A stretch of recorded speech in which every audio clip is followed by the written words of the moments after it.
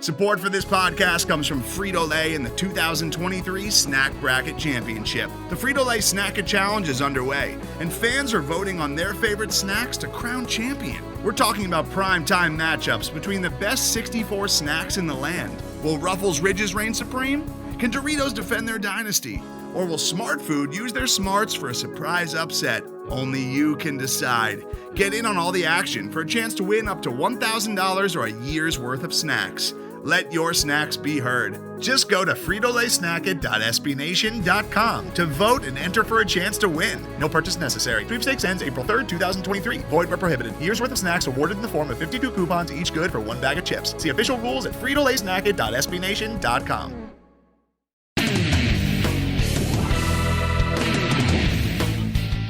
Welcome to the Black Gold Banneret Podcast. My name is Jeff Sharon, and along with my usual partners in crime, Brian Murphy and Eric Lopez, we are back with you once again this week. The world's longest off-season continues. What day is it? I don't even know. Does it matter? It's every day. I don't know. I've lost track. Although we are closer to opening day Korean baseball, aren't we, Murph? Yes, we are. We're already past opening day of baseball in Taiwan. They got him in. I know there was a rain out opening day, but they got him in. That was the first day. Then the next day they started play. So is that being televised anywhere? Please tell me it is. It is being televised. If you want to sign up on their official website, you can get a video stream, but it's all in Chinese. So it's really hard to understand what I'm agreeing to in these terms as I sign up. So I haven't done that, although I will say just watching the highlights of the games, which I'm not saying I've done, but I've definitely done that. You've definitely done that. Is good enough. It's good enough. You just watch the highlights. Fantastic. I mean, they're throwing 150 miles an hour. It's kilometers. It's not quite. Yeah. I did see that same highlight. You know what I didn't understand? So the manager is wearing a mask, right, to cover his mouth, but nobody else on the team is. What's that about? He's old. Shouldn't that be that's it? That's the reason? I don't know. I'm just guessing here. And then they had people, and actually this might have been the Korean League scrimmage game that I'm talking about. So they had people, the famous Yoshi Giants, right? Is that what they're called, Murph? No. It's Chivalota Giants. Is that what it is? Thank you, Jeffrey. Thank you. So they had a scrimmage. And then they had these group of people behind home plate sitting in the stands that had a mask on. I'm assuming it's people from the organization. Then they had some random dude, I'm not even making this up, that was wearing a LA Dodgers shirt with no mask on. Why is he there? What the heck? It has to be an American. It just has to be. Looked like one. I mean, was it? Yeah, and we're just a couple days away from Marlins guys showing up at these games. You know that, right? That'd be amazing. Anyway, we got a couple things to talk about. I know we're joking here, but we actually have some I would say concerning things that we want to yak about here for a little bit, which in part I wrote about today on blackandgoldbanneret.com. You are home for UCF sports news on the SB Nation Network. Follow us at UCF_Banneret, Facebook.com/blackandgoldbanneret. All right.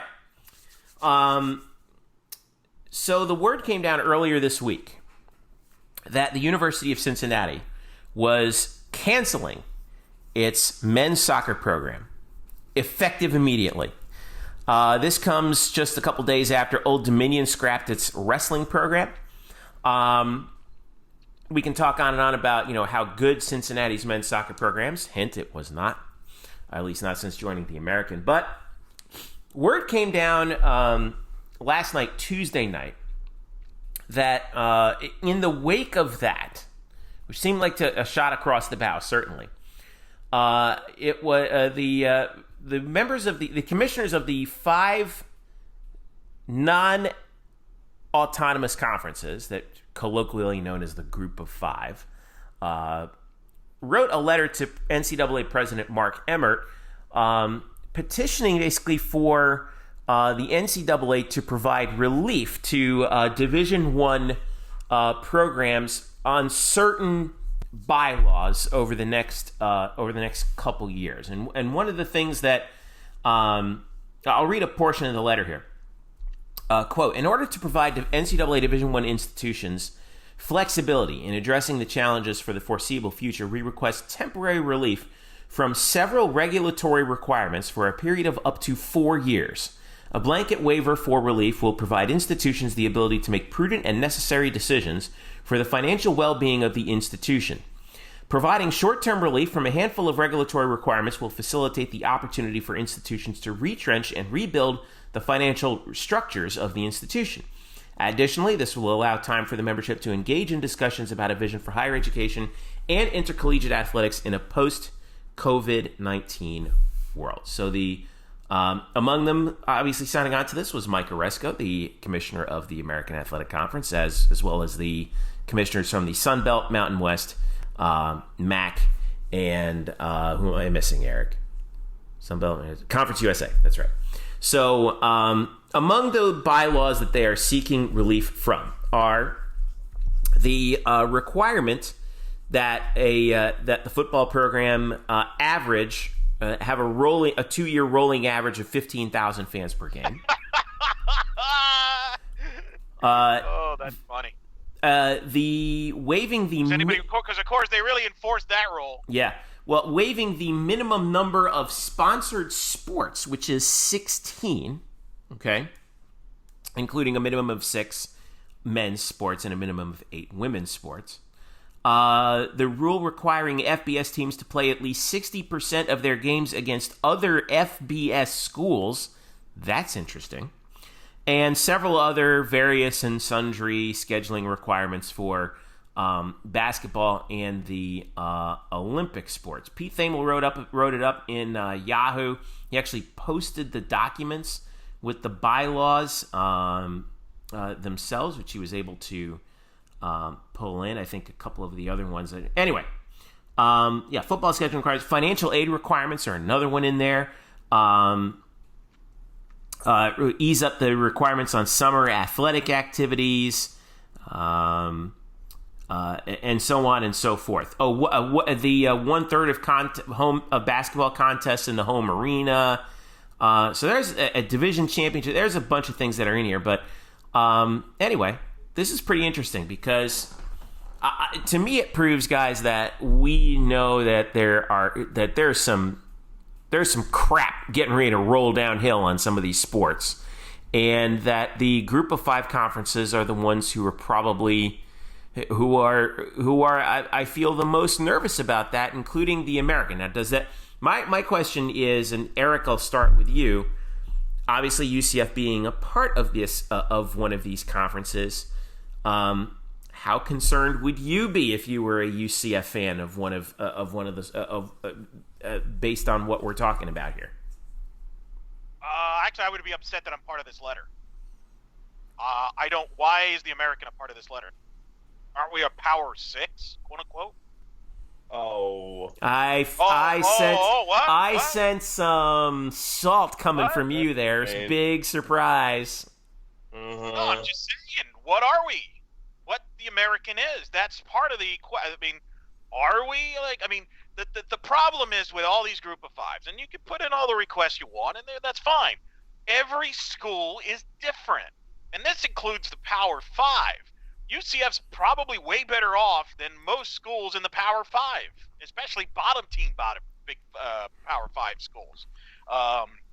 So now, would they take the relief? Sure, but I think there's also some of the Group of 5 conferences I would argue shouldn't be in Division I to begin with. And this, don't even get me started on the athletic departments. Oh, we want to eliminate certain sports to help our budget. Hey, how about you start with that big fat one in football that you don't draw 10 people to the game? Maybe you shouldn't have football to begin with. I'm sick and tired of athletic directors crying and whining about no money and we need football and football. Why is Gonzaga struggling right now without football? Is anybody asking how Gonzaga is doing? How is Gonzaga, who obviously has a big power basketball program that obviously probably brings in the money? Their women's basketball program has gotten to an NCAA high level now since then. Their baseball program has been very good, make the tournaments. They seem to be doing just fine without football. They seem to be able to figure things out. Other schools have figured it out without football. But yet, the second we lose money, cry us us poor. Well, maybe because your budgets are not good. Like, again, I love we need a relief of the 15,000. Nobody gets punished by that. Who has ever been punished by the 15,000, attendance rule? Has anybody said, hey, guys, you're only drawing 12. You're out of here. Goodbye. No, they haven't. So I would say that if anything comes out of this, there's probably, if people are correct, and I agree with what Tony Kornheiser said on PTI on Wednesday, stop picking on the little sports in general and saying, oh, we got to dump wrestling, we got to dump, Here's an idea. If you don't draw in football, if you're losing a ton of money, if you're not very good, and you brought this up in our private chat with some of their groups here, Temple football. If you are not drawing and you're losing a ton of money on football, maybe you shouldn't do football. That's okay. That's fine. So as far as I'm UCF, I'm more annoyed by the fact that, wait, I'm lumped in with these people? Then why am I not lumped in with the Power 5? So I think that's more the UCF fan attitude. That's that you asked me about the UCF fan. That's what the fan would say. Well, I think UCF side of things, I think they would say, yeah, we'll take any relief you want. Well, here's the other thing, too, is Aresco's not – I don't think Aresco is doing this on the part of UCF. He's doing this on the part of Tulsa and Tulane and SMU Correct. And Wichita State. I think that's where he's coming from. Murph, what did you get out of this? Where do you think this is headed? Well, like you said, Jeffrey, it's going to be a slippery slope, basically. I mean, this is for whatever the reasons, be it either that they really do have run out of money, or as somebody has told Pete Thamel, there are just some schools that want to cut sports, and this seems like the good opportunity to do it. Right. Bing, bing, bing, bing, bing.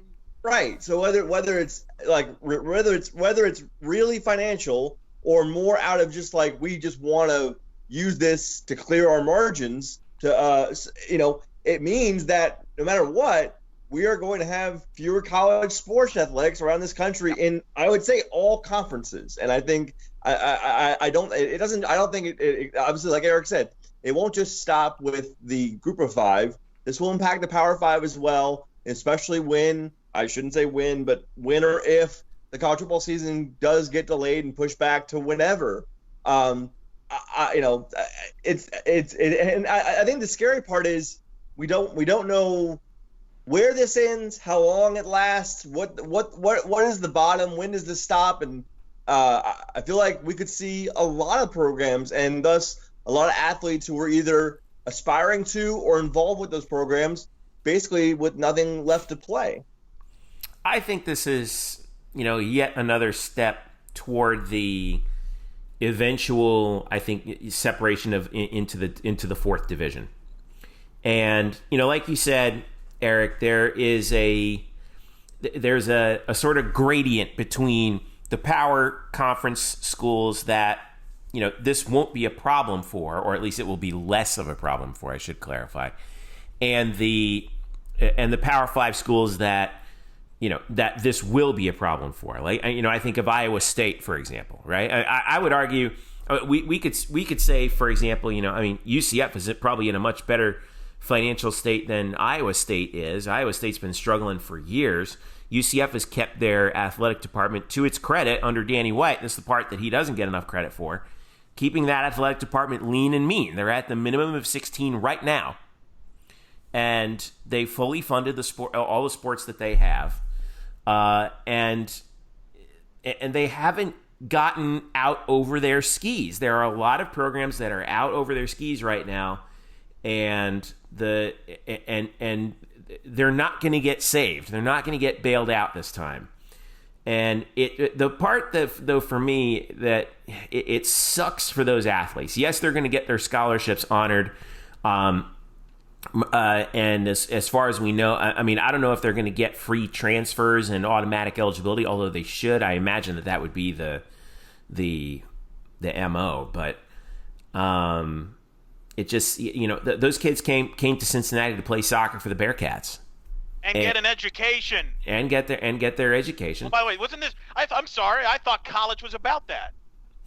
What happened to that idea? Remember that? Oh, it's about the college experience, about the student. Oh, wait, it's not. That's part of the experience. Let's be fair. Fair. But dropping sports? No, part of the experience is playing soccer for that team. If you're a student athlete, you that's love why, that sport. That's part of the experience, and it sucks for them. But what I'm saying is, for example, I played intramural when I was a student at UCF. You're telling me UCF made money off intramural sports? Probably not. That's part of the college experience. College is not a profit business. This is not about making money. That's not your job. This is about the learning experience. What's next? We're going to cut off a kid because he wants to study abroad? What's wrong with it? I see a problem is our priorities are whack. Now, I wouldn't have any problem with this if every sport was affected to some extent. My issue is, hey, let's pick on the little sport that doesn't draw the revenue, but let's make sure that our football, God forsaken, our football is not touched at all. God forbid put any restrictions on football. Well, are we sure about that? I hope. I'm at 100%. We talked about this. To me, a lot of these schools could do themselves a favor, starting with most of the MAC schools. Drop football. Drop football. I got to break it to you. You're never going to be interested in football. Nobody in the state of Michigan is ever going to draw there because they're all about Michigan and Michigan State. Move on. Look at something else. I think too many schools have a pipe dream about, hey, I want to be the next football program. That's the majority of football programs do not reach that level. Do not.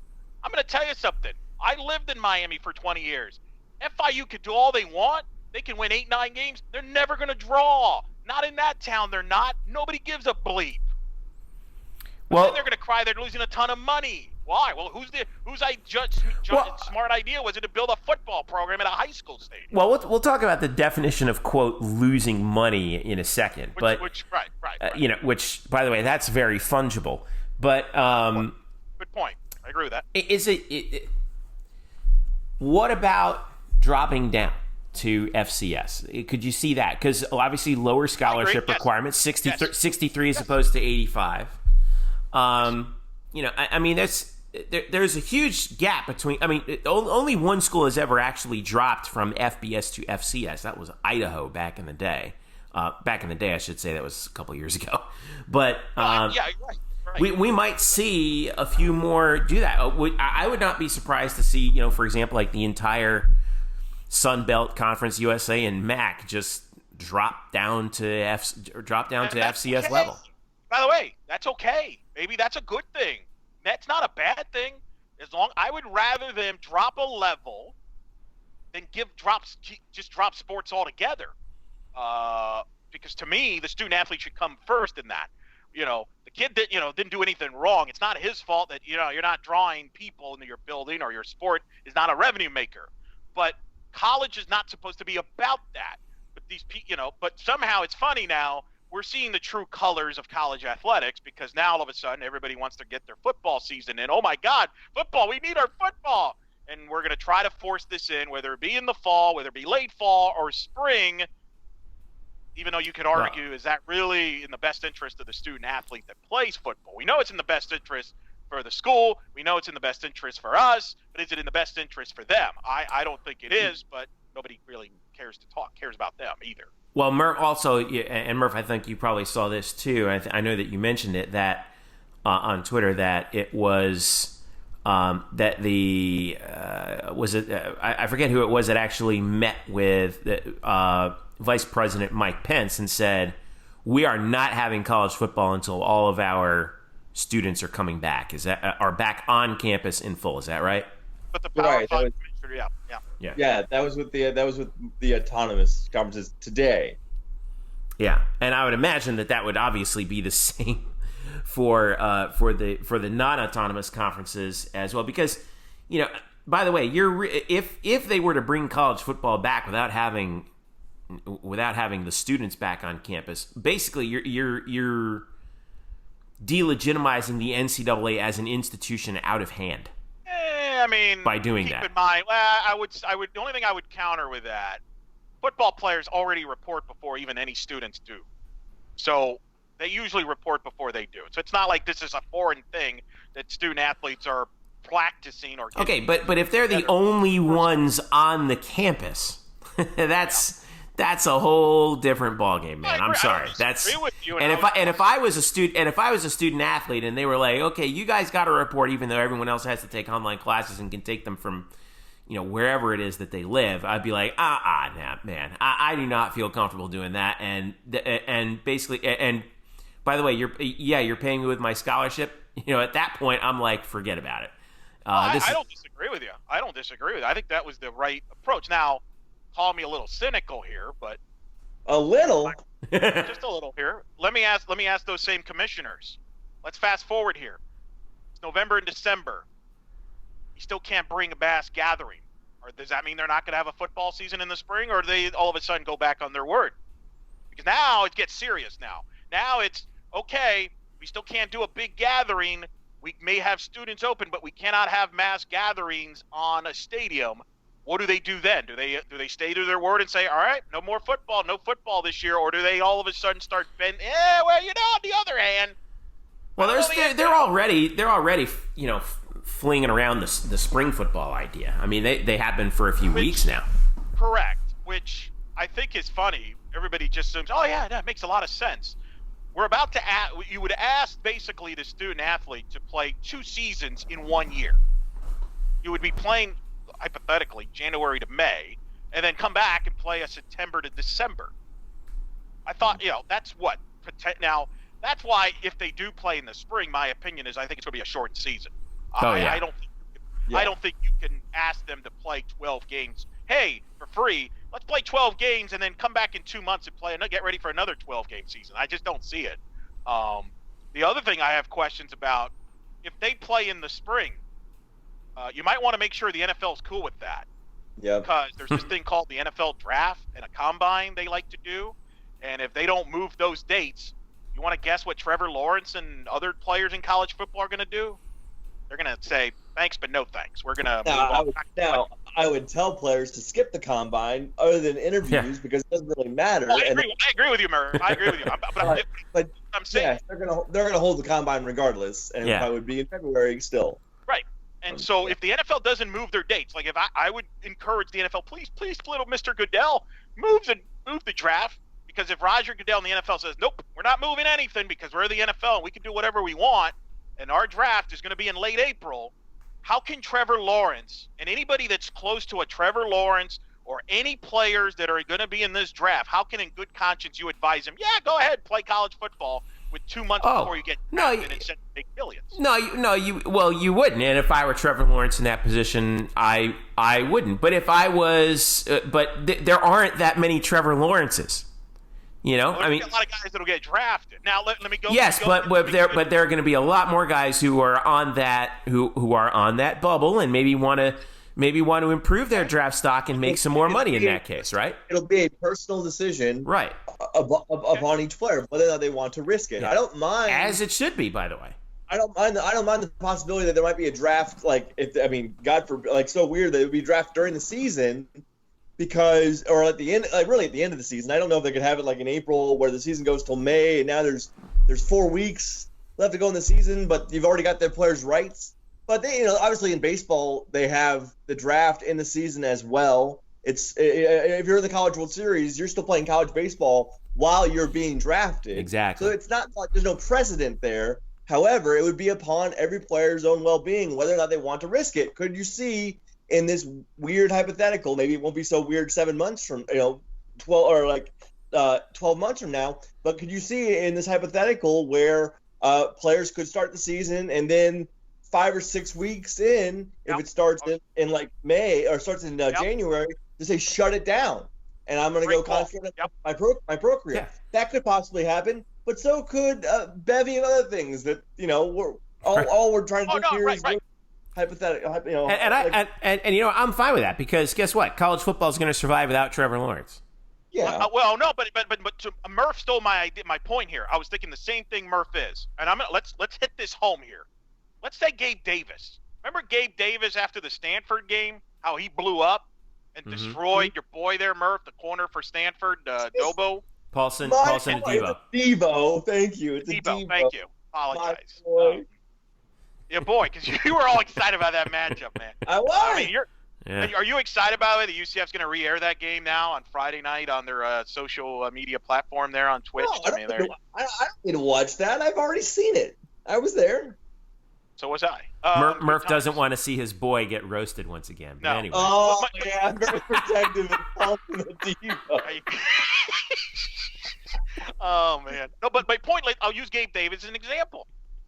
People took notice of Gabe Davis. So what is to say, to Murph's point, if a guy like somebody at UCF on the roster, it blows up 5-6 weeks, people are going to come to him and say, hey, you might want to shut it, kind of like guys do now at bowl games. And for the record, I agree with you 100%, Jeff. I don't have a problem with it. I just don't want fans to give any of the players any crap about it, and I definitely don't want coaches to give them crap about it or anybody at school to give them crap about it if you're going to play in the spring. Yeah, but they will. I think yes, they will. I think the number of fans who will do it will be significantly less than under other circumstances. I think that bird has flown. But what I do agree with you on, Eric, is so help me God, if I see freaking Dabo Swinney come out and say something like this, I'm gonna drive up to Clemson myself and punch him in the face, because you can't be that ignorant as to what's going on here and say things like that. He drives me absolutely crazy. And I covered him when he took Tommy Bowden's. I say that like he stole it. Tommy Bowden got fired, and Dabo was the interim. But it is mind blowing how preposterous his takes have been over the last few weeks. And then the BS non-apology that he. I'm sorry if anybody was. It's screw you, Dabo. But hasn't this exposed this whole deal? Like, it's fun. Like, let me ask you guys: do you think the universities would have, with any other sport on campus, would they have said, no, hey, listen, if we can't play it in this semester, no problems, we'll move it to the next semester? They wouldn't do that for any other semester except for football, because football, we need our football. It's an ego thing. God forbid. Well, it's more than an ego thing. It makes revenue. I mean, it's right because of the TV contracts. Correct, the TV contract and all that.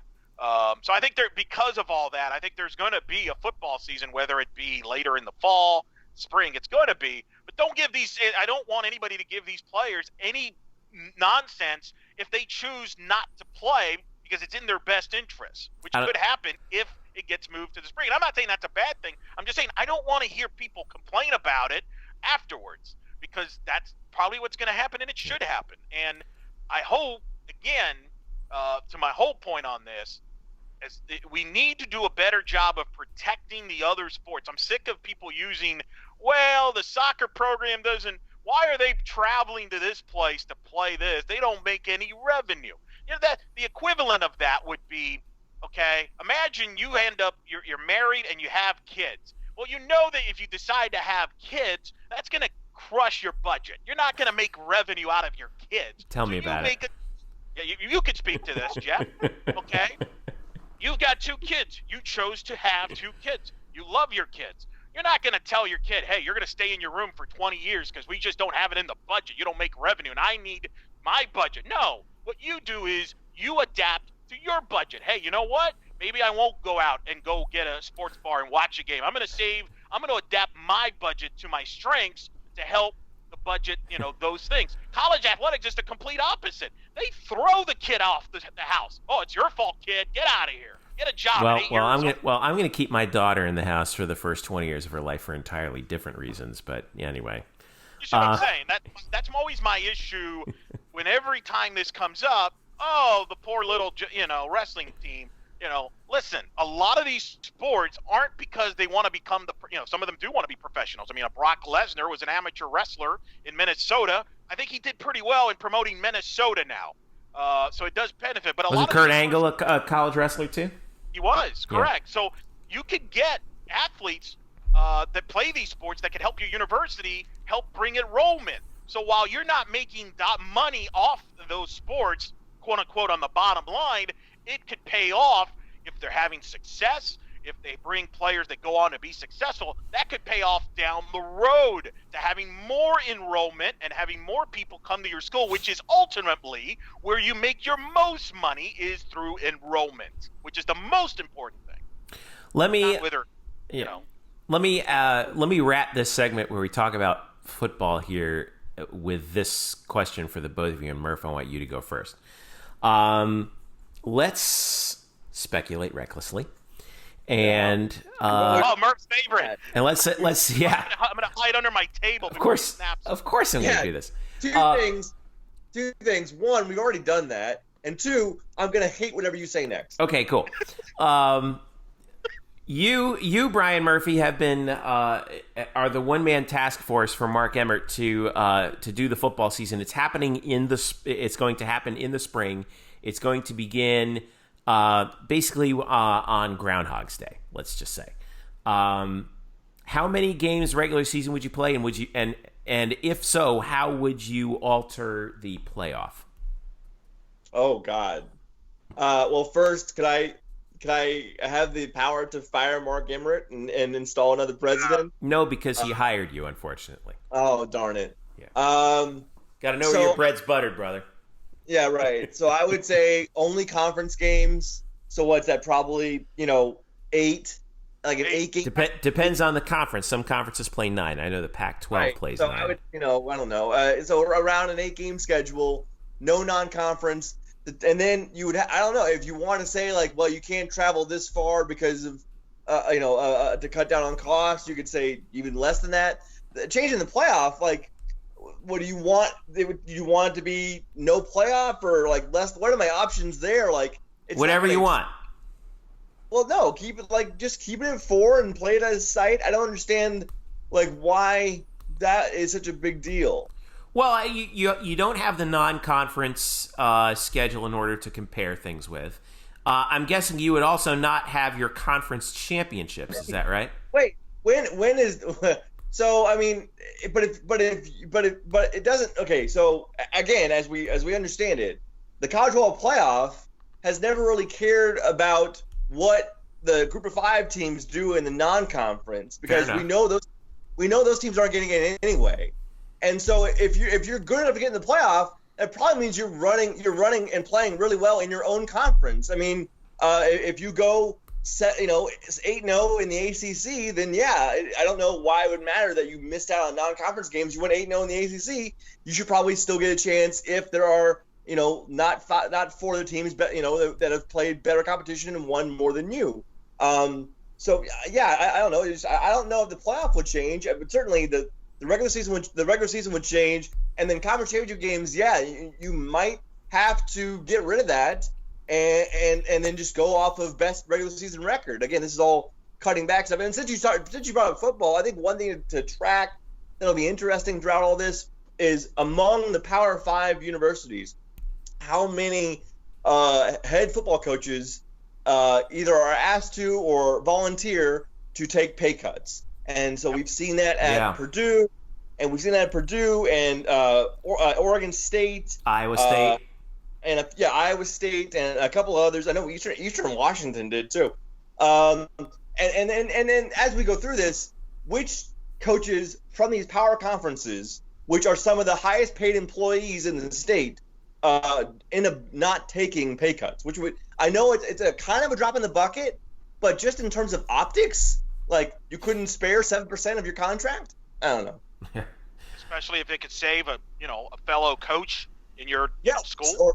Or fund a scholarship. Yep. Yeah. Agreed. What do you think, Elo? How would you rewrite the football schedule if it was spring 2021? The problem is I'm going to sound like Murph here in that what's the situation in the world right now at that point? Are we clear? Are we having fans in the stands? Are we clear from the virus? Are we still restricted from traveling? I think those are questions we don't know the answer, which is why, to Murph's point, and why he flips out and I get scared and I run on the table every time he snaps, yes, it's hard to speculate and throw dates out because you don't know what's ahead in 2 weeks, 6 weeks, 8 weeks. Do we have enough testing? Do we not have enough testing? I don't know. So keep that in mind. I think, to me, if you're going to play in the spring and you're going to play in the fall in September, you have to play a short season. I just don't see a scenario you can really ask your student athletes, you don't pay them 12 games plus a bowl game, and then go ahead and come back in 2 months and play another 12, 13 games. I mean, especially in an era where we talk about CTE and all that stuff. Forget the virus. Think about all the violence and the injuries you have in football in general. I mean, people are flipping out about the NFL going to a 17-game regular season. Now we could be asking, potentially, college football players to be playing up to 24 games from January to December. Just think about that. 24 games. I just don't think that's realistic. But I think this is one of those things where just get as much football in as you can. So I think Murph's right. I would probably do the conference games because realistically, I can't imagine these non-conference games. Everybody's saying, yeah, sure, we'll move it to February. Yeah, great. No. I think everybody, if anything, will try to get extra home games. I could see a scenario where you play the conference games, but then you play 1 or 2 extra games beyond that, but they're home games. In other words, you're playing an FCS school from your area to start it off, and treat that, even though it counts towards your record, it's really like a quote-unquote tune-up, right? Interesting. So like a preseason game in the NFL.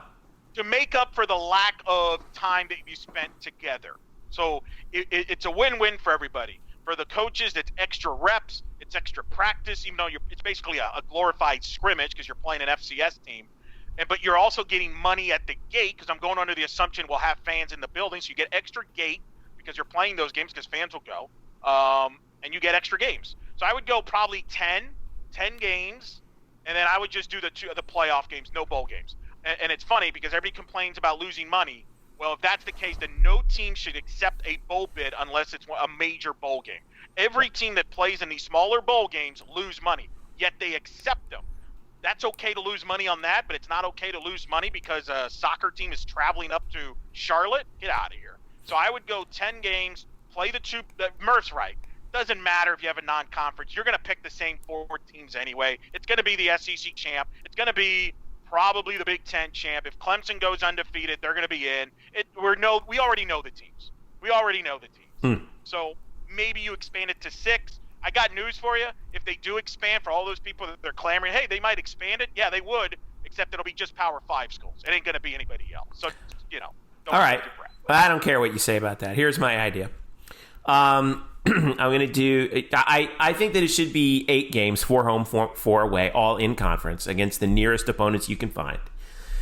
I like your idea of the scrimmage against a relatively local FCS team, and you can split the gate with them in order to kind of help them out too. Like, maybe you could do like a 60-40 on the gate there and, kind of support your fellow school within your state. I think that would be a show of goodwill from, to the rest of the NCAA that they're trying to do that.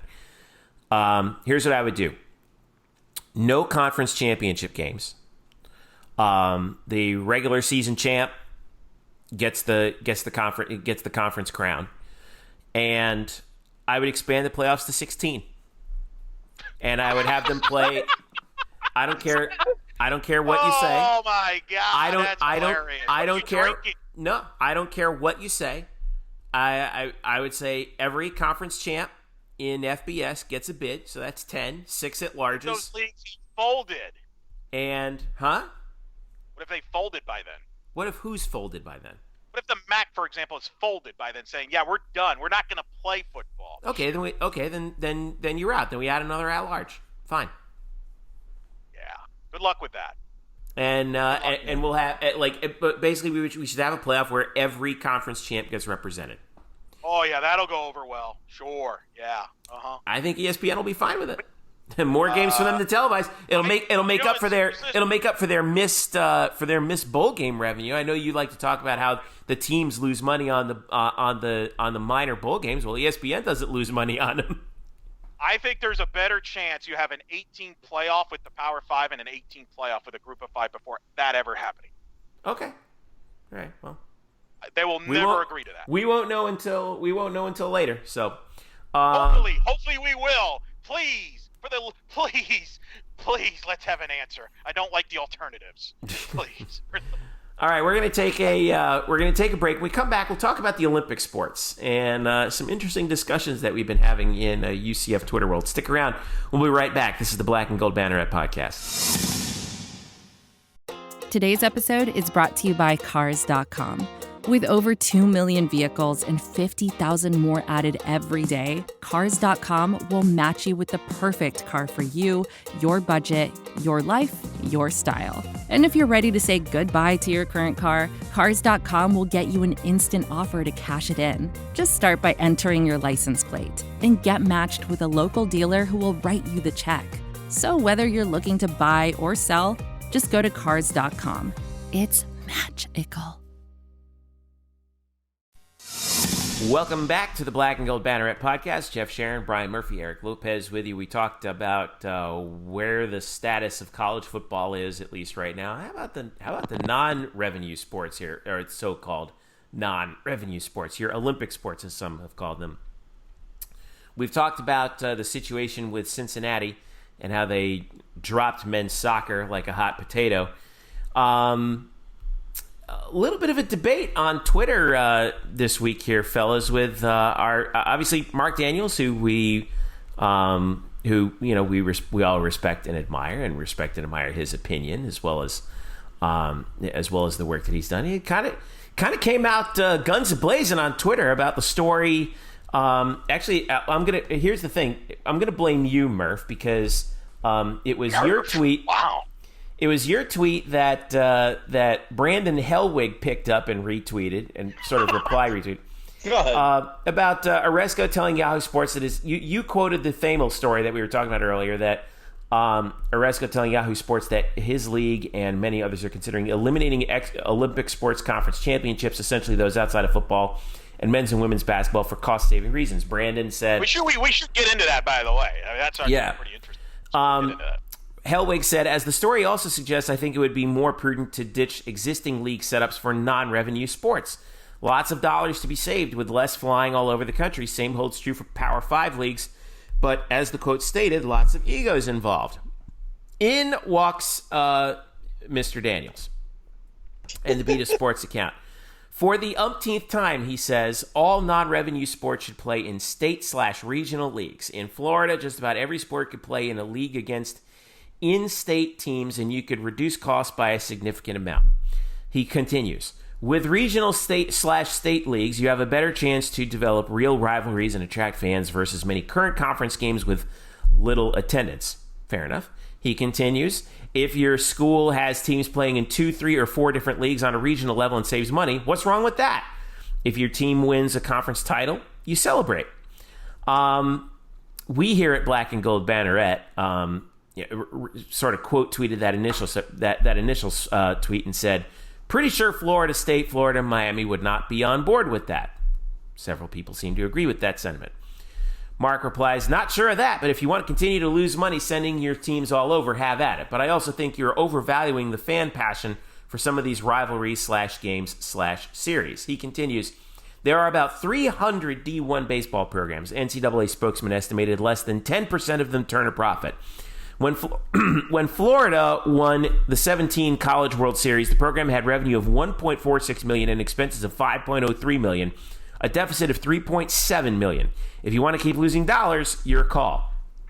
Windy Hall, Eric, who I know you know well, replied, why respond to something, and I think this is a prescient response, why respond to something in a very permanent way for a temporary situation? These leagues just need to plan for a rainy day. This will pass and college sports will return. He very much sounds like an SEC guy saying that, doesn't he? Mark's reply, I've suggested the change in the business of college sports for years. That's true. How are the revenue models going to change in non-revenue sports in the future when they've been broken long before this crisis? Sports who lost dollars before this virus will still be losing money long after. All right. I will say in defense of Mark, he has, like he said, he's been campaigning this for years, and he kind of expanded on it on his radio show. His point is, and I agree with his point on this, Cincinnati used the current climate, the coronavirus, to drop men's soccer this was the excuse. They're losing a ton of money.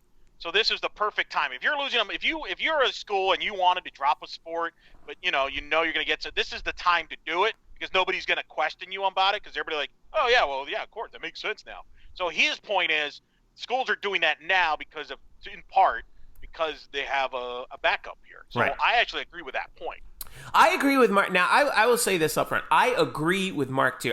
In a vacuum, I think this would be a great idea, and now might be a good catalyst for rethinking how conferences, which sports conferences arrange themselves around.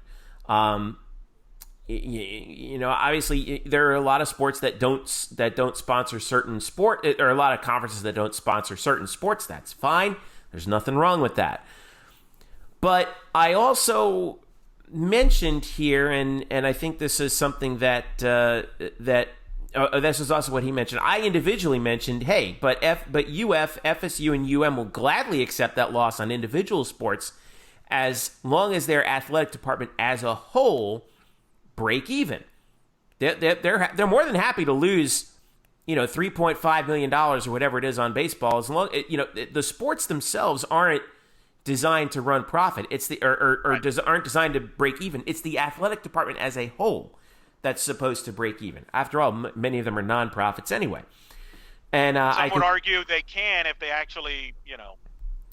Well, here's the thing: you do get taxed on that, and that's what they want to avoid doing.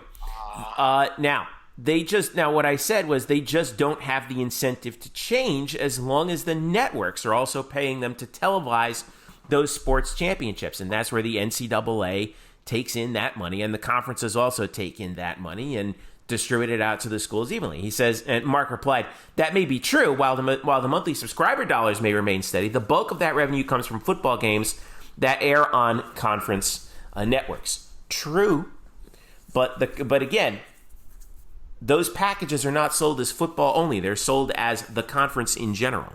You know, that's why we've been able to avoid to this point, you know, the money that these programs have been quote losing end quote to this point, because again, it's the athletic department. It's viewed as the athletic department as a whole. As long as football is making an incredible amount of revenue, they're fine with that, you know, and that's why I don't think that, you know, SEC schools like UF and ACC schools like Florida State and Miami, you know, they wouldn't fall in line with that, even though it may be in their best financial interest for those Olympic sports, in terms of cutting down the costs, the administrative costs, the travel costs, obviously, that we talk about.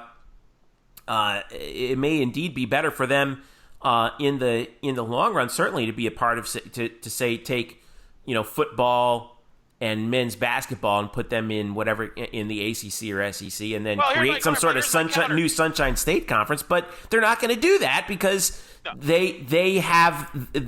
because of the egos involved. They want to be part of the SEC, and they love them some SEC whatever. They don't care. Correct. And this is the thing too, where I disagree. Florida baseball cares about playing LSU. Yeah, see, we're tap dancing. They care about playing. They care about playing Georgia. Correct. What this is all about is we're complaining because we're playing Tulsa and Wichita State, right? That's what this is really all about. Now, here's my question for the non-revenue sports. Let me ask you this question: how many football programs are revenue sports? As in, they make more money. Well, we don't actually know. Oh, I would be willing to bet that most FBS programs, football, when we're talking about football only, create more revenue than expenses. But, like, for example, do you think South Florida is a revenue maker in football right now? Right now, if you're talking football only, I would say they probably do make money, but barely. My point is, there's not a lot of football programs that are making money. Would you agree with that? Can you agree that the majority of, 130 Division I football programs, the majority are not making money? They're not revenue makers. They want to be revenue makers, and if they're lucky. Well, how do you define revenue maker? Because there's a difference between revenue and profit. Money, you're not losing money. Okay, compared to what though? It's the whole premise, right? Are you talking the whole premise of playing in this? Well, no. This is where we have to be clear. Okay, are you talking about football only? The money that football only brings in, as opposed to the money that goes out to football only? Yeah, no. Like for example, do you think Eastern Michigan's is a revenue maker in football? For Eastern Michigan, it's like a revenue maker in football. Yeah, I think they are. Well, I disagree. I don't think they're wrong. Now we have no way of knowing that because the athletic departments in their public finances, they don't break things down by sport. No, they don't. But boy, they love to throw out those numbers on the Olympic sports, they lose a lot. They do lose money on the Olympic sports. We know that. Yeah, they love to brag. They love. But somebody has to make up that money on the other side, and that's what the football coaches complain all the time is that they're subsidizing these other sports. Well, that's your freaking job. Correct. The other thing is how many men's basketball programs are revenue makers. By the way, that one's a lot less than you think. Although to be fair, basketball is a cheap sport to run. Sure. I would argue if we really wanted to play that game, though, if we want to play by those rules, then really there should be no sport that's national. Everybody should be playing in their region. That includes football. But theoretically, aren't they doing that now? Aren't conferences regional? Well, no, I think part of the problem, and I think the SEC as a regional done a pretty good job staying regional, except for like Missouri, give you a break. I think this is the problem that the American has. He's right. Nobody cares about UCF Tulsa, and I've done that flight. That's not a cheap flight. He's right. That's a problem. A flight to Connecticut. Thank God Connecticut's not in this league anymore, because flying up there ain't cheap either. So he's right, and I'm sure, Murph, you could speak better than this. Temple sucks too. You flew to Wichita. Not a cheap flight, not an easy place to get to, is it? It's not. Well, if you go Southwest, it's not impossible. I got. That's not a ringing endorsement. Yeah, I know. I'm not backing you up here. I'm not backing up your argument here. But just on a 1 point data, one data point, I was able to get it straight through from Orlando to Wichita. It's pretty cheap.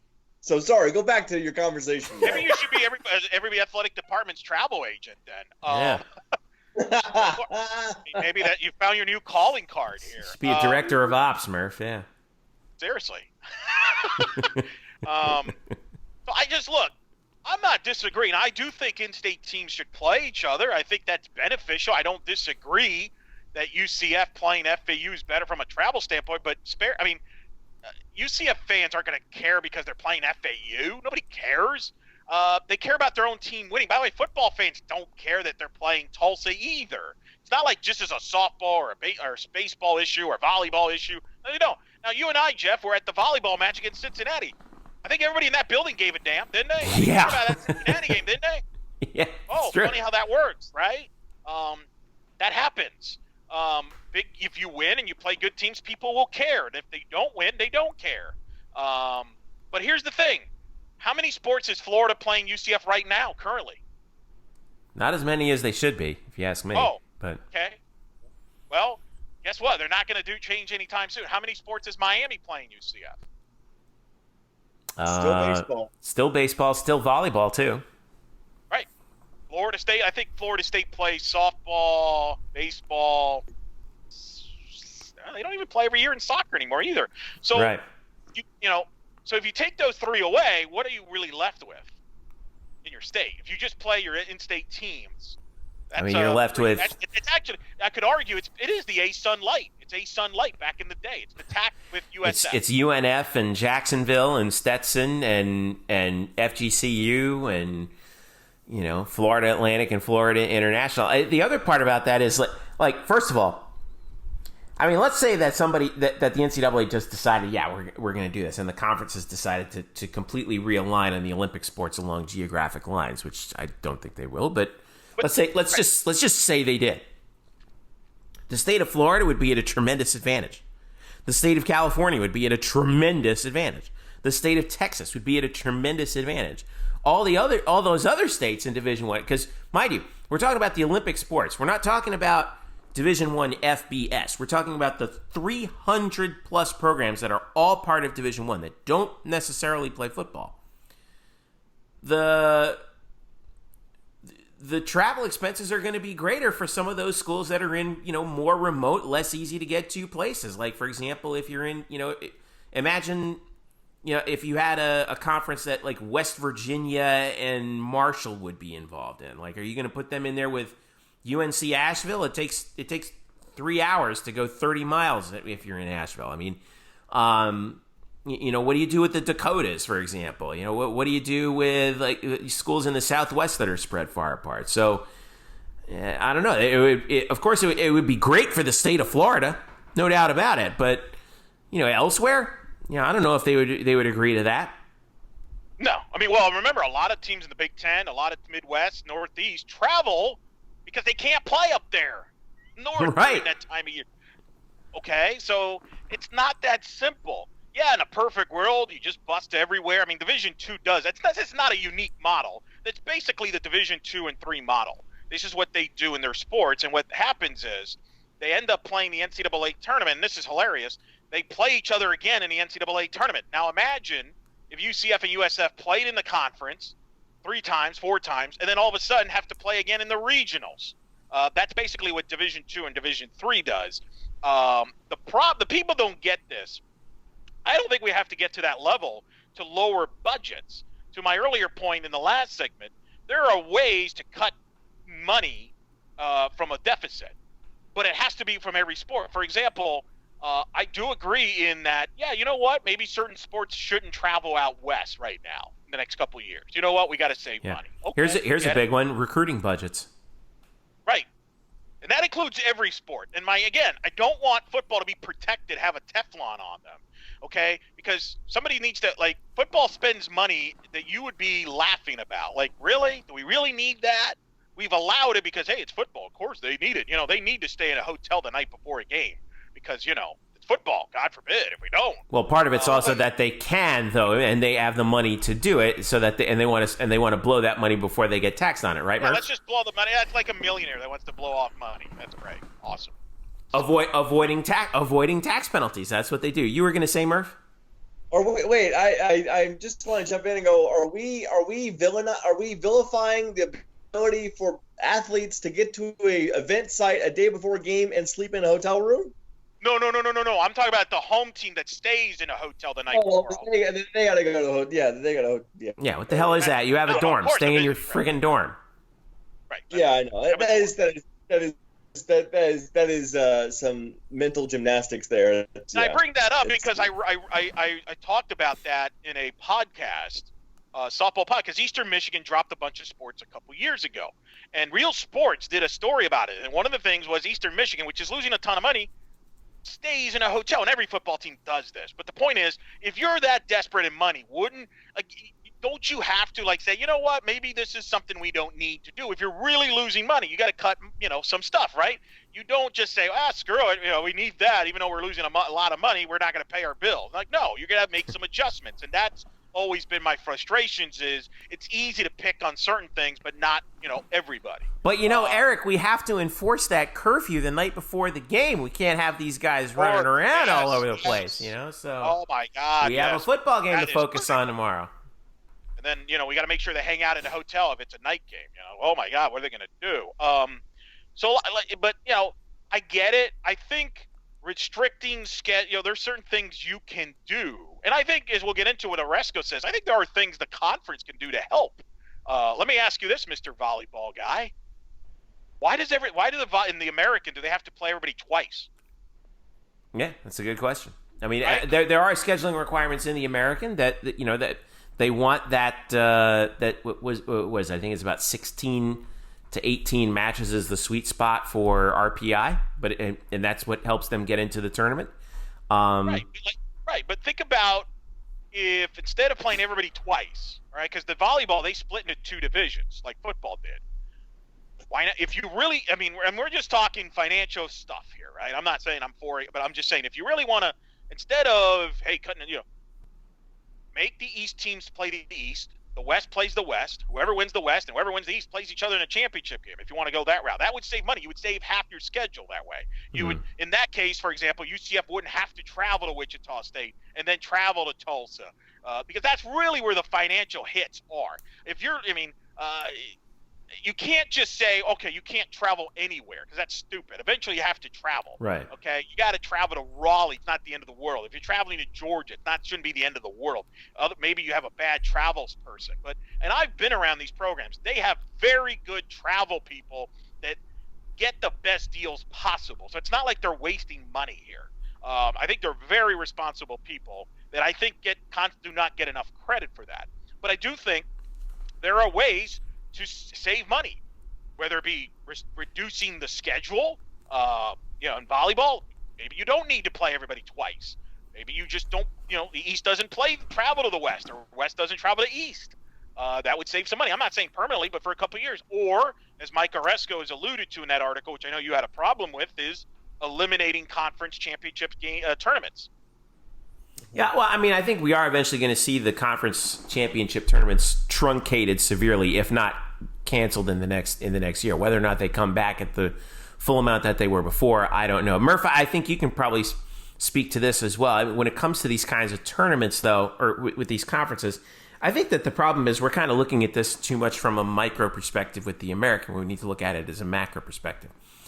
Like you said, most of these conferences are regional by nature. The Big Ten is a Midwestern conference. The SEC is the Southeastern conference.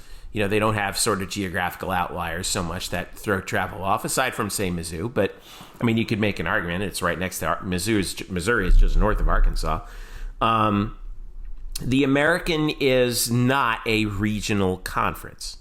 It's spread out. And I think what may naturally alleviate that overall is as certain programs decide, we can't afford this, we're gonna go somewhere else.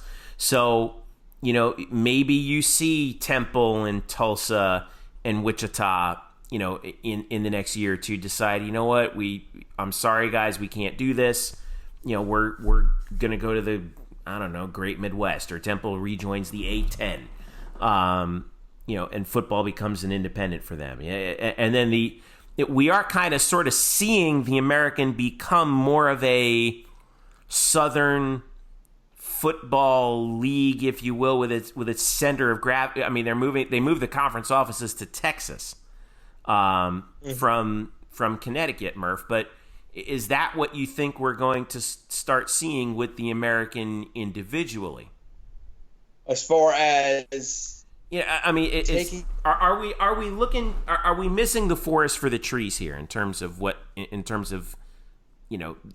how these conferences look right now, as opposed to how they're probably going to what they're going to evolve into? We've discussed that as far as what we know they're going to sort of evolve into, but I think the issue is, or the interesting point is, and you talked about it earlier with what Wendy said, Wendy Hall, about right now it could just be a temporary solution and not judging as a permanent solution. So I think you'll definitely see some elimination of non-basketball conference tournaments, but I don't think that's going to. I don't know if all of a sudden those things are then hereby banished for the rest of time. I do think that you'll see things as once things sort of normalize over the next 5 years, or a number of years. Because let's be honest, it's going to take us a long time to get out of this. You might see them start bringing those back, because again, those games do earn money for conferences. What about baseball? Because the tournament is so big in Clearwater, it takes a whole week. There's 8 teams in it, double elimination. How can that be made more efficient, do you think?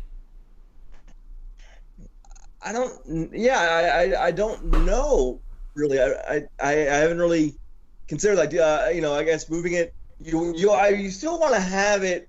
I guess in one site. You wouldn't want to obviously have team sites. But I don't know. I really don't. I really haven't thought. I would say I could see a scenario where they cut it down to 4. And this is, if they don't eliminate it altogether, you cut it down to 4. Because really the American, since it's created, the most they have gotten in any sport for a tournament is 4. The 8 seed ain't gonna, if anything, they're gonna steal a bid.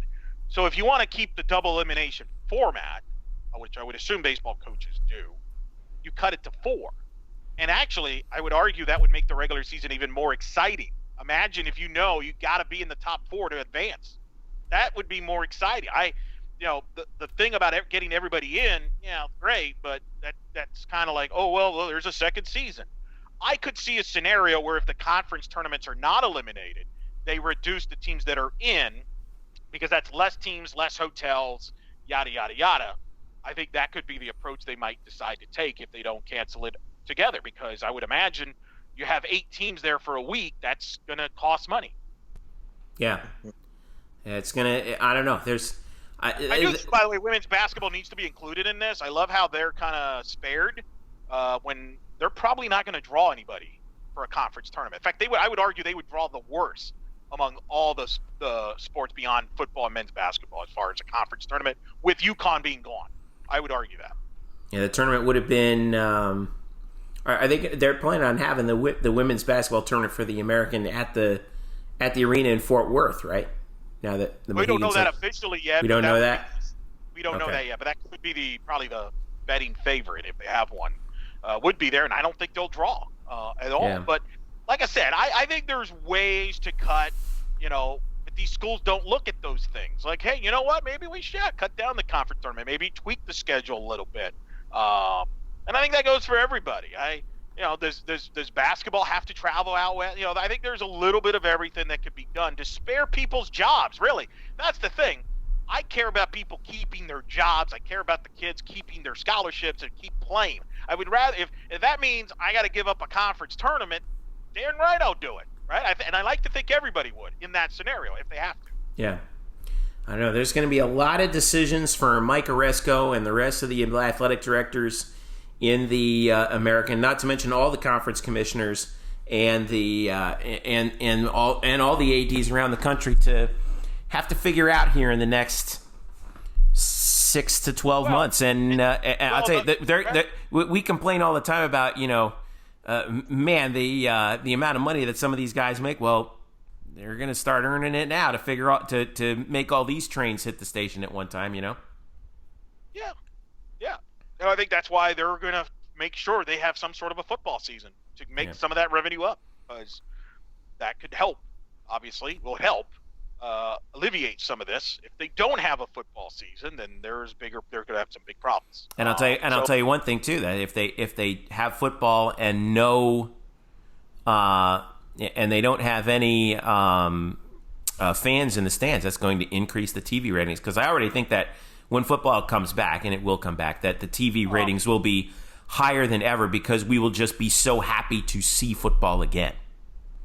It's like you don't realize what you had until you lost it. So you agree? It. All right, so I'm glad you brought that up. So if football, if they come back, if we're now, November, December, we still can't have large gatherings, then you feel that the commissioners will do an about face and say, you know what, yeah, we will play.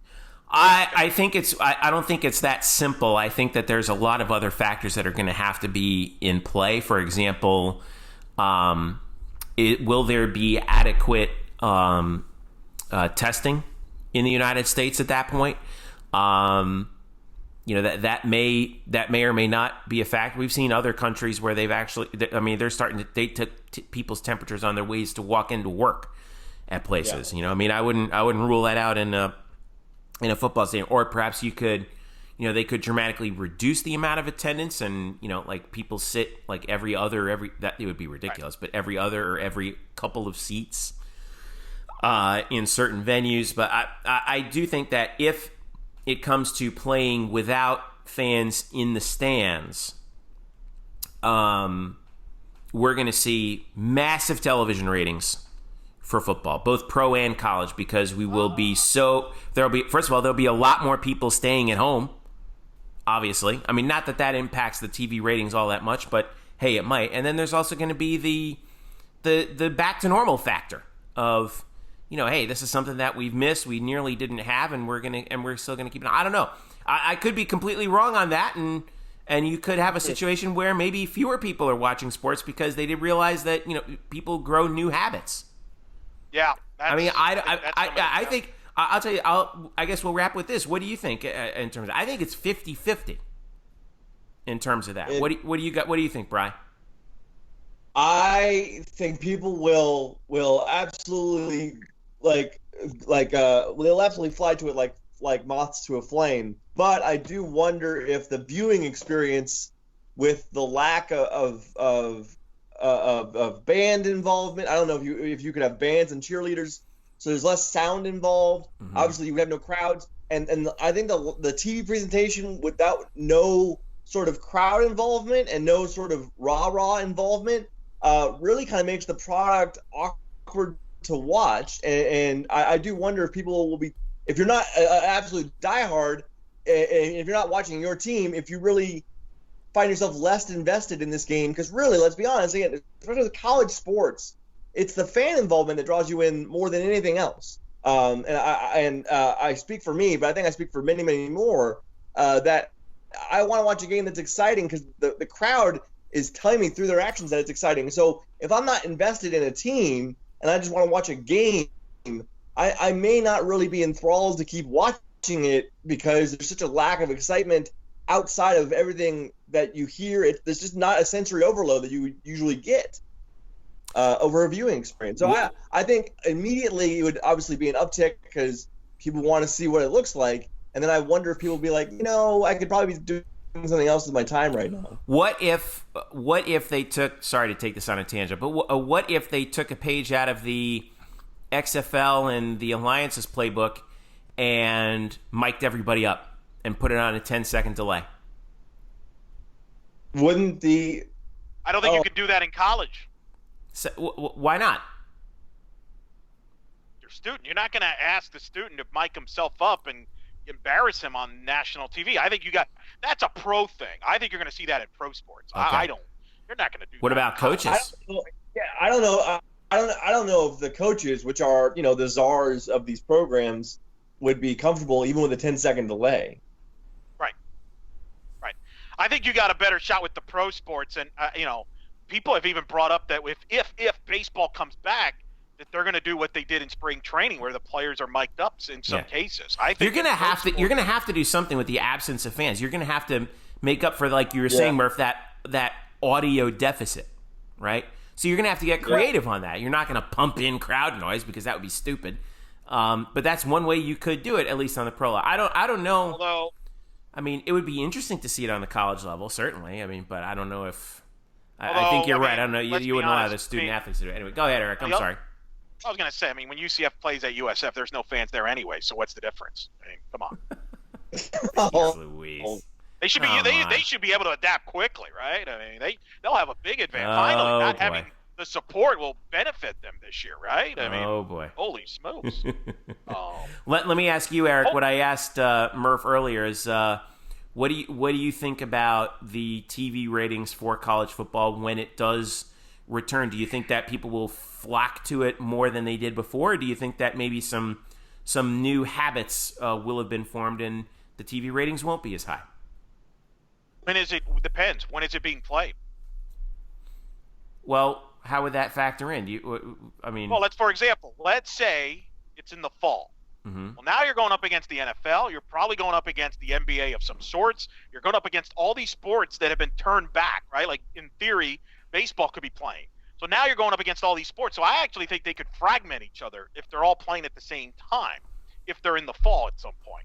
So I actually think college would be lower because as a whole, pro sports is more popular. So people will watch pro sports better than college because it's a better product overall. Some fans might like the college game better because of, as Murph has brought up, the fan experience and all that. But as Murph pointed out, you may not have that. So if that's the case, people are probably going to watch pro sports more because even though there's no fans there, you could still bet, you could still play fantasy football, you could still be invested in those sports. You cannot do that in college.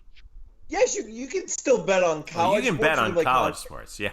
You can play college fantasy football and the NFL's not playing on a Saturday, so I don't understand how that would be. What I mean in the fall though is like, what if baseball's going on, Murph, in the fall? What if basketball's going on because they're ending late? You got the Masters will be played in November, for example. You could have a lot of stuff going on, so you're not going to just get the casual person, because there might be somebody in November that's not going to watch college football because he's going to watch the NFL and the Masters, for example, or they could be watching something else. That's why I asked, when is college football being played? The other thing is, let's say it's in the spring.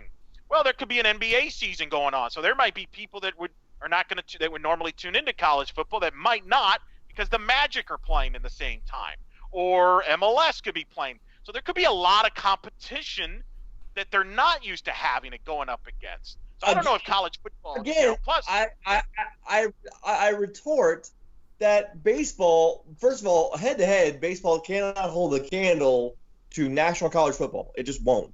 And I disagree. The playoffs? Well, I think it depends on where you are. Right, in the season, and also because they're both regional sports. They're both really regional sports. But the baseball and college football already intersect. The NBA and college football already intersect. So again, it's not like that would be terribly different. Again, it could be different if you are in the basketball postseason at that time. If they hold their postseason, like, this is so weird, but they hold their postseason in like December, then it's a little different. But those sports and their regular seasons already intersect. So again, I think the issue is less really about the intersection of it and more about the actual product. Mm. Well, the other issue also is, where are we in that point of view? Are people still watching CNN, Fox News, MSNBC because we're still either dealing with some of this, or there's been an election, et cetera, et cetera. So people might be just, because football ratings have dropped on election years. The last election, football ratings took a nosedive because people were watching to see the election coverage leading up to the election. So there's a lot of different factors. I'm not saying they wouldn't jump. I think you make a point, though, Murph. How's it going to look on the TV product? Because we've already seen an example of this in a minor scale, but professional wrestling has still been going on. And when it first did their first empty arena show, it drew a big number. But then we saw it, we're like, not that great, good. Right? It's not good at all. Right, and it dropped on the rating. So maybe the answer is, what is that first, how does it look like at first, right? Yeah. Like, does it make a good impression or not? Maybe that's the answer to all this. And this is a smaller piece of the pie, and maybe it's too much based in morality and obviously subjective thought. But I do feel like if we are still in this, where there are still hundreds of people dying per day, and we don't really know when, like yes, we've got these pieces returning to normal. Like, we have games, but we don't have fans, and we're still wearing masks whenever we're outside in any situation. We're still being asked to socially distance ourselves, and we're still seeing some pretty grim news every day. I wonder if people will be turned off, a very small percentage, but turned off by the almost the brazenness of sport to come back at that sort of climate and time, under the guise of we want to get back to normal. But really, it is, as much as I talk about sports and how important it is to community and how important it is to bonding with other people and stuff like that, in this climate, I don't know if that would be looked upon fondly, especially because in a game like football, you cannot socially distance yourselves as much as like. No, you're right. And look, there's always unless you're Adrian Killens. I'm sorry, I had to get that. Anyway. There you go. No, look, there's going to be a percentage of people, and that's a great point, Murph, that are not going to be thrilled, right? There's going to be people that are like, how can they play without us in the attendance, right? There's going to be a percentage. How can they play just now, and not only with the players, but with the coaches and the training staff? Right. And how do you practice for these games? And so all the other things that we don't need to get into. This is a thing that actually covers through every sport's return. Once they return, if they return while this is still going on, you have all these obstacles that are so hard that are really difficult to sort of jump over. That only one of them, if one of them falls, the whole thing falls together. But I do think if they bring it all back, and we're still seeing a significant amount of tragic news tied to COVID-19, that people will not return to sports as willingly as they would, just because they just don't feel like this is something that should be going on right now, that we should not be prioritizing sport and the ability for us to heal, quote unquote, over the reality that we still have a major national global health crisis going on right now. Yeah.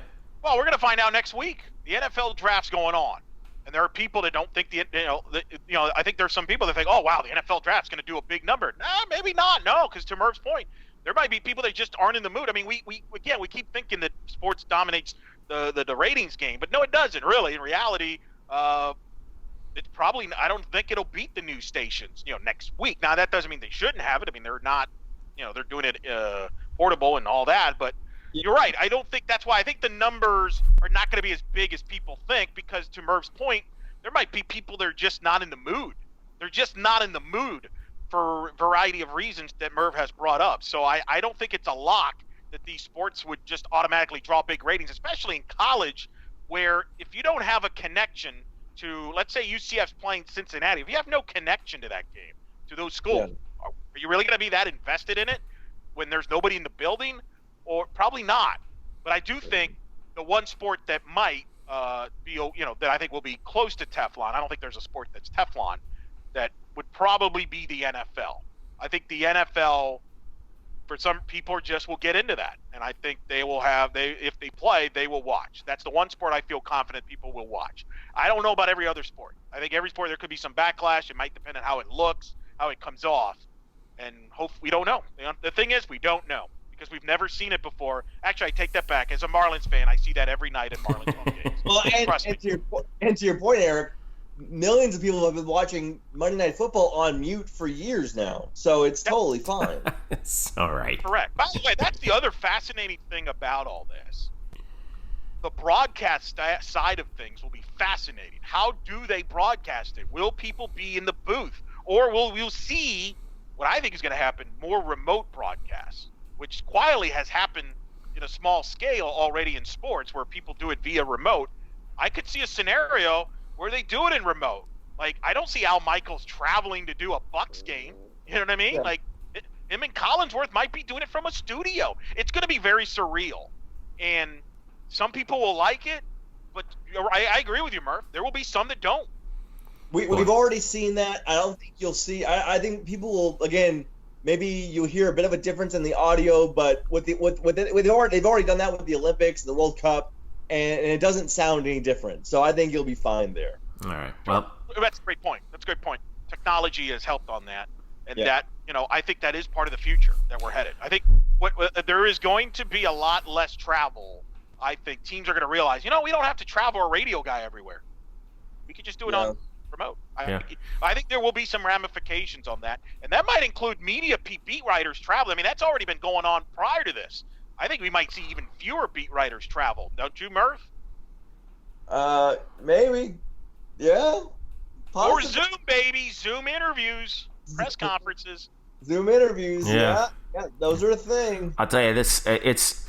Boy, are we standing on the cusp of the use of the expansion of technology and what it will mean for the sports industry as a whole. I don't know. I think we're kind of at the starting blocks right now of a tremendous upheaval in the sports industry. That it's not that. This is the part that I think that everyone needs to understand. It's not going to be temporary. There are going to be a lot of changes that are going to be permanent. Yeah. Now I will say this.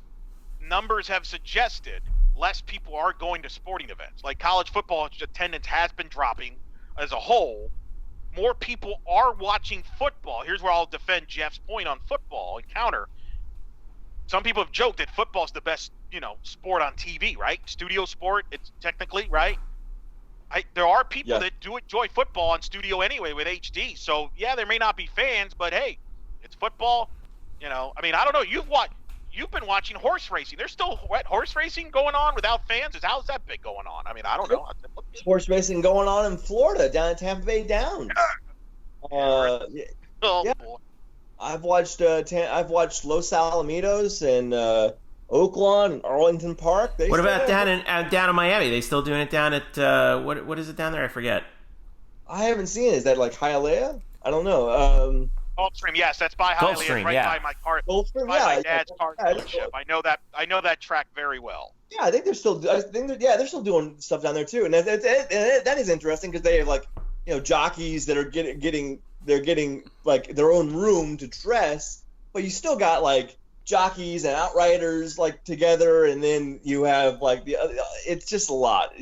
Should they be doing that? I don't even know they should be doing that, but that's happening, and obviously they're going to aim to have golf happen within the next 2 months, which could make sense because of the solitary nature of the game.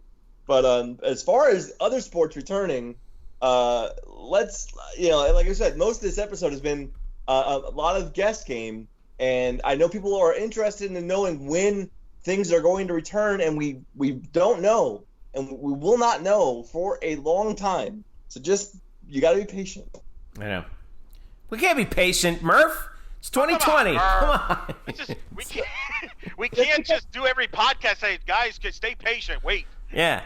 That's not good. That's not good hashtag content.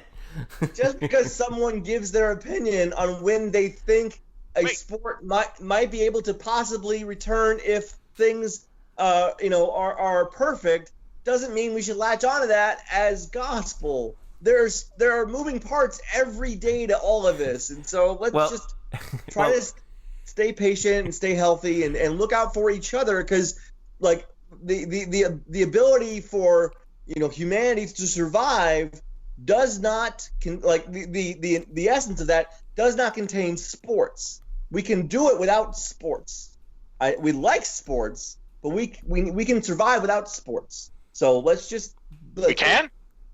To quote the dude, that's just like your opinion, man.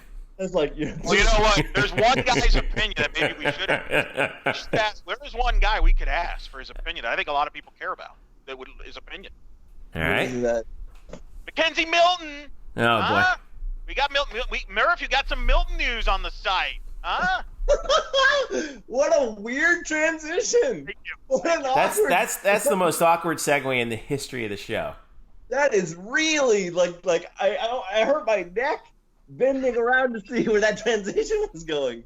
His mother Teresa posted a update on Mackenzie's rehabilitation over the weekend, and just took a picture of his knees and basically said, this is what hard work looks like. He's been working out every day, hours a day, to get his right knee back into shape. And so she took a picture of his legs, basically from the tops of his feet up to about the tops of his quads, or about the mid-quad level. And it's funny because if you look at the picture, you can, and you just if you just didn't know what you were looking at, you wouldn't see what is significant about that picture. And if you just sort of glanced at it, you'd be like, why am I just looking at two people? Like, why am I looking at a person's kneecaps? And that is what is significant about that picture, is that Mackenzie's right leg now looks a lot like his left leg. And yes, there is obviously, if you go into it, a little bit of atrophy there, but that's to be expected.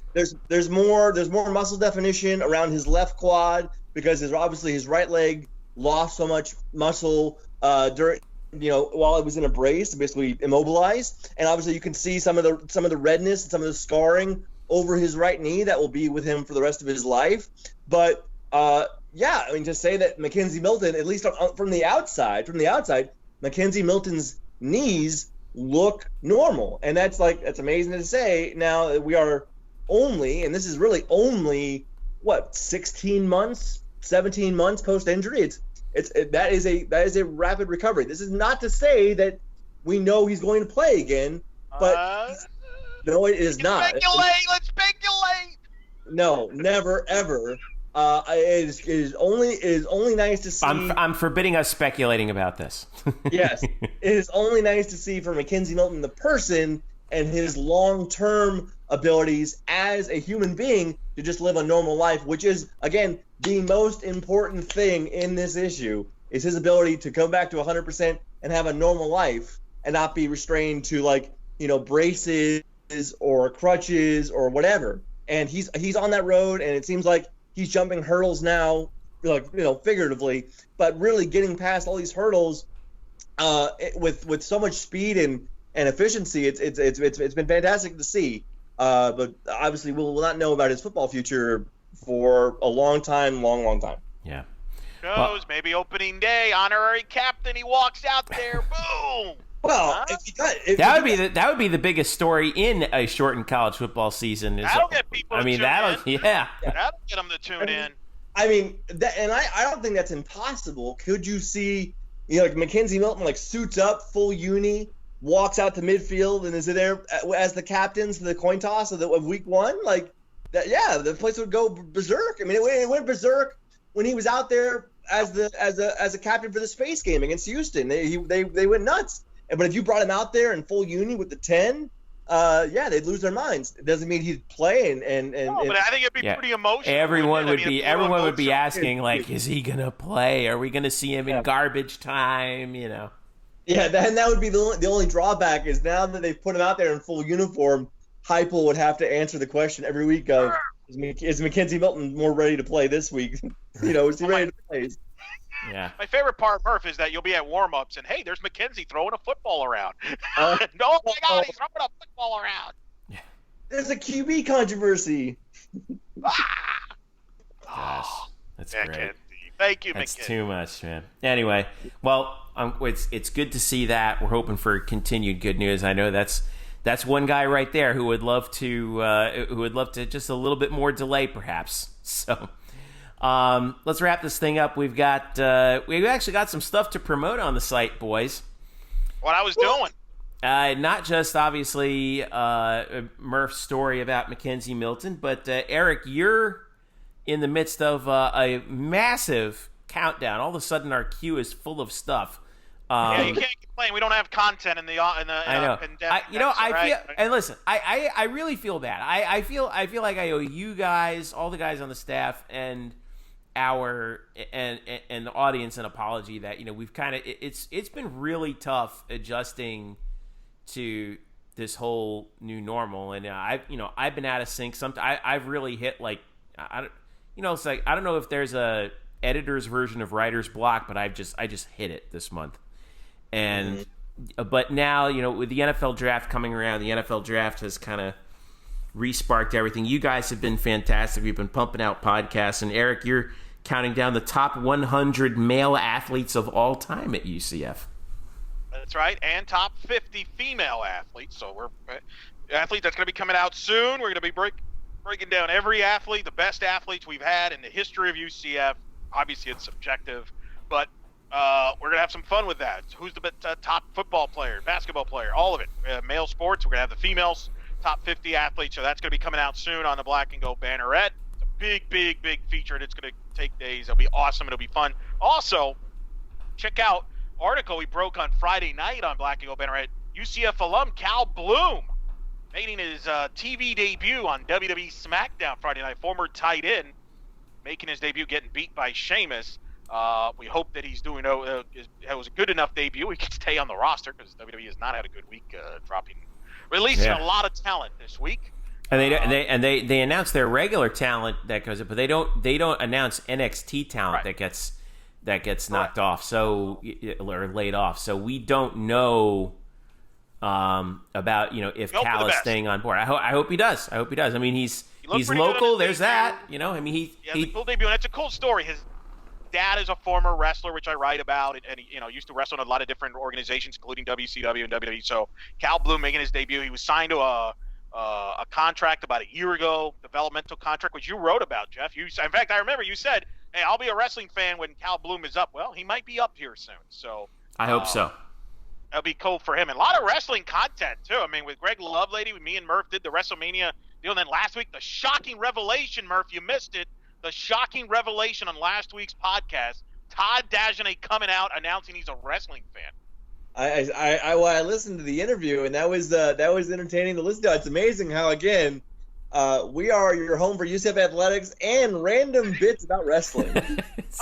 We may have to do a survey. How many coaches are into wrestling? What else are you interested in if it's not wrestling? That's why we're here.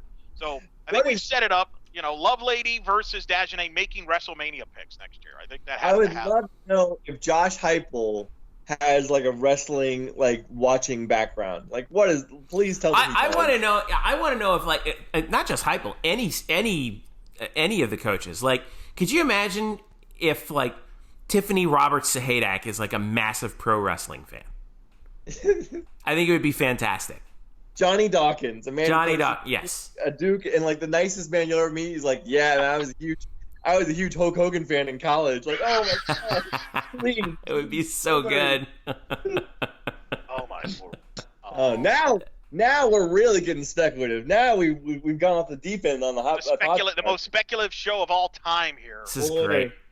Any UCF coaches or staff members or even athletes who are big pro wrestling fans, please drop us a line. We would love to have you on to talk. Like a movie. Hey, look, it could be if you have another hobby. If you're a movie buff like Murph, maybe we can you guys can get together, talk a little movie. You know, reviewing. We're in. It could be anything. You know, we're open here to help you guys out during all this as well and talk. So, but yeah, that Cal Bloom will wish for the best for him on that. Among others. So we got a lot of great content on the show. Want to wish, hopefully, good luck to KK Wright this week. There is a WNBA draft on Friday night. Mm-hmm. 3 rounds. Expectations are, based on what I've seen and read and talking, I don't think she'll get drafted, but you never know. So we'll see how that works out for her. You'll obviously see players that UCF played in the WNBA draft on Friday, and then next week, boys, it's the NBA, the NFL draft, not the NBA, the NFL draft. So we'll get into that a lot next week as well with our boys, Gabe Davis. I think we're confident he'll get drafted. And then I don't know who else are we confident is going to get drafted. We'll have to discuss that next week. Well, I'm also that's another thing I'm actually working on right now is our NFL draft scouting reports. I've got Adrian Killens up there right now. I've got Gabe Davis up there right now. I'm working on Neville Clark. I'm working on Jordan Johnson. I'm working on Nate Evans as well. So I'm hoping to have all those done in time for the NFL draft, so that you can be prepared, and and hopefully any pro teams that pick up those guys, they'll be hopping on board and taking a look at what they've got. So that's the benefits of being with a group like SB Nation. So all right, fellas. Well, it's been a wild ride this week, but we needed to get our thoughts out there, and I'm glad we did. Yeah, it was fun. It's fun. I love how, I will say, before we started rolling on this, Jeff, I believe, said I don't want to go more than an hour. And in typical Black Gold Banneret Podcast fashion, we've now entered a fortnight of UCF podcast. We're over an hour and a half. So, all right. So for Eric Lopez and Brian Murphy, I'm Jeff Sharon. Make sure you follow us at UCF_Banneret, Facebook.com/Banneret, and blackandgoldbanneret.com. Follow us individually at Jeff_Sharon, Eric Lopez, Elo, and Spokes_Murphy. Thank you so much for joining us. This has been the Black and Gold Banneret Podcast. Enjoy the weekend. Stay safe. Stay inside. We'll talk to you next week.